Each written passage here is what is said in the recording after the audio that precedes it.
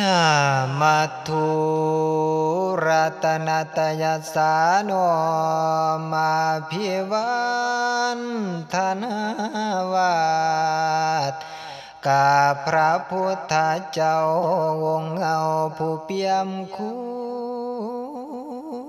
ณคารวะน้อมธรรมภาคคำสอนอีกพระสงฆ์ผู้ทรงศีลได้ภาคเพียรสือตวงแนวรัตนังแก้วสามประการนันสิ่งสา10 นิ้วของผู้ขาปานุมน้อมคะแนบเนาบัดนี้ข้าพระเจ้าสิได้เล่าคำสอนหวนลำพึ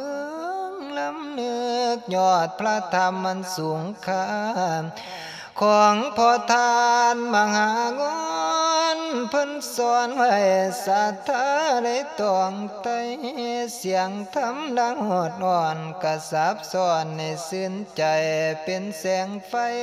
ยังส่องทางให้เห็นแจ้งเป็นแหล่งทา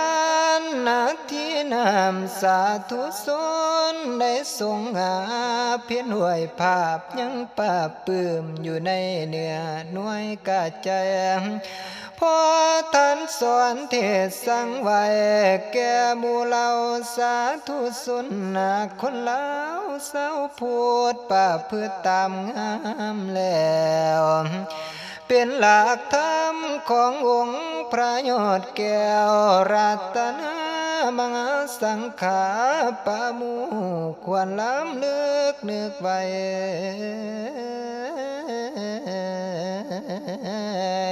เป็นแก้วสองกะใจในเด้อพระคุณ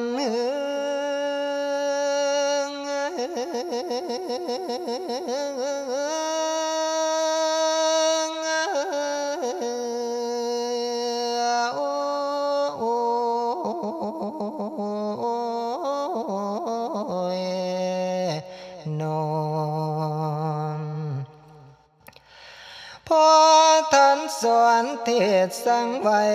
ขุดนำบ่อกอศาลาสร้างมาค้าไต่เต่า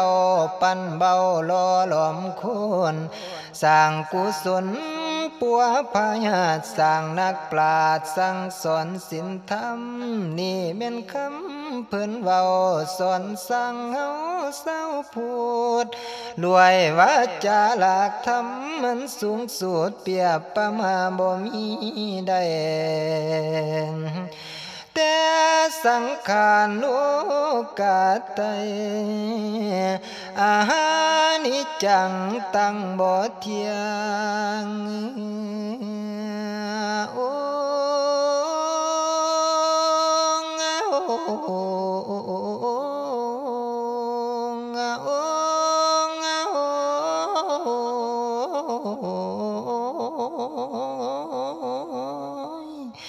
เป็นทุกขังอนิจจังอนัตตาสังขารบ่อยู่ยังยืนมันว่าเที่ยงทุน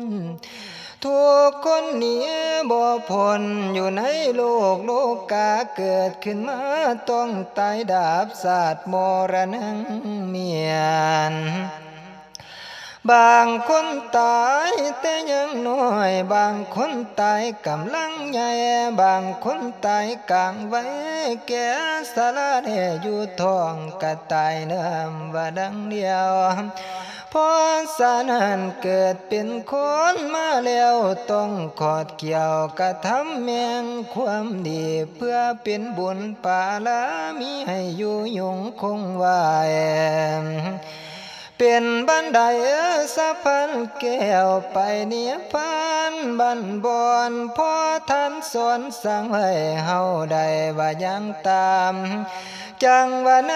ตอนท้าย10 นิ้วขอน้อมไหว้พ่อท่านใหญ่มหางอ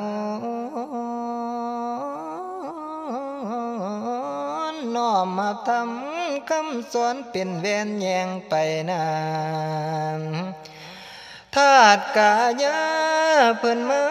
มางธรรมดาสังขารโลกยังคำสอน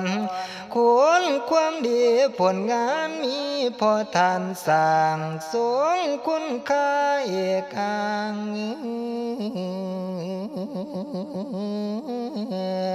เสมอดามดังบ่ตายละนา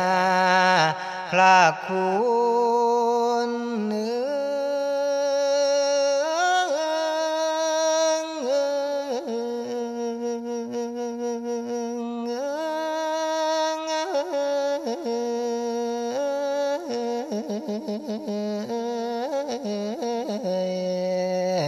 นอ